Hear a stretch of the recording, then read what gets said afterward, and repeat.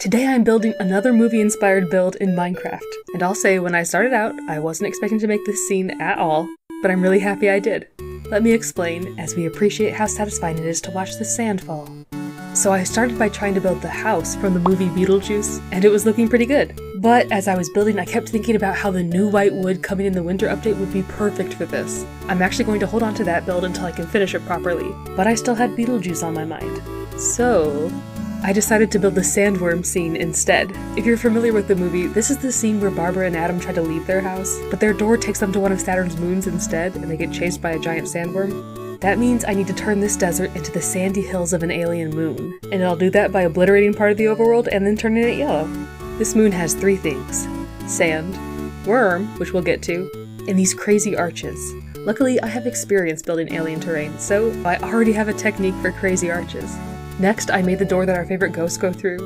And then I learned something new and made a custom resource pack to change the sky so it looks like it does in the movie. It's not perfect. In fact, don't look too closely. But I think it really makes this build special. Now for the main feature of this build, the sandworm. I started with the inner head because I knew it would be easier to figure out its size and then build the rest of the worm around it. This ended up working well, but I did go back and make the door slightly bigger to match the worm. Adding color really brought out this worm's personality.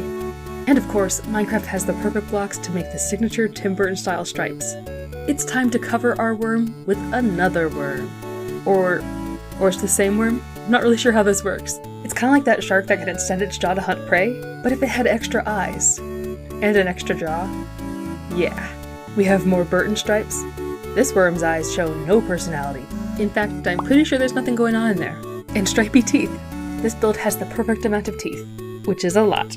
I added a few more bits of worm coming out of the ground for dramatic effect, and I almost forgot it, but I remembered in time to build this fin on the worm's back. Lastly, I added a tail end to the sandworm because I thought it would look nice. And it does, but I'm totally inventing this part because the worm in the movie does not have a visible end. Maybe they show that in the sequel, but I haven't seen it yet, so you'll have to let me know. And with that, the sandworm on Saturn's moon from Beetlejuice is finished.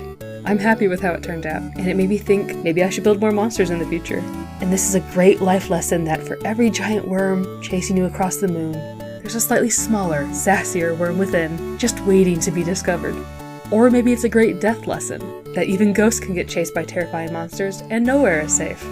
Okay, I think I need to stop trying to find meaning in things and just take a deep breath. Because no matter how bad it seems, there's always a floating door that can take you back home. Okay, I'm done.